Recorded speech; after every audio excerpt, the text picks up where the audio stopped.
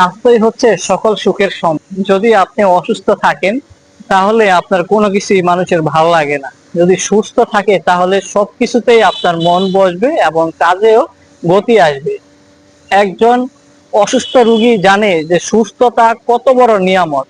আল্লাহ তাআলা আমাদেরকে সুস্থ রাখছে। আল্লাহ তাআলার কাছে লাখো লাখো শুকরিয়া যে রব্বুল আলামিন আমাদেরকে সুস্বাস্থ্য এবং সুস্থতার সহিত আমাদেরকে বাঁচিয়ে রেখে হুকুম আহকাম গুলো যাতে সঠিকভাবে সুস্থতার শরীর নিয়ে রব্বুল আলামিনের যে হুকুম এবং আহকাম গুলো আছে সেগুলো যাতে সঠিকভাবে পালন করতে। আর অসুস্থ না হলে বোঝা যায় না যে সুস্থতা কত বড় একটা নিয়ামত ছিল রব্বুল আলামিনের।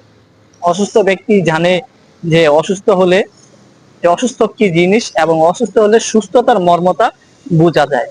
তো সেজন্য রব্বুল আলামিন যেহেতু আমাদেরকে সুস্থ রেখেছে, সহি সালামতে ভালো রেখেছে, সেজন্য আমরা কি করব, আল্লাহ তাআলার যে হুকুম এবং আহকাম গুলো আছে, আল্লাহ তাআলার যে দিক নির্দেশনা গুলো আছে, এগুলো যাতে ইমানের সহিত সঠিকভাবে পালন করতে পারি। এবং অসুস্থ যারা আছি তাদের জন্য দোয়া করব যাতে তারা খুব শীঘ্রই সুস্থতার শরীর নিয়ে আমাদের মাঝে ফিরে আসতে পারে।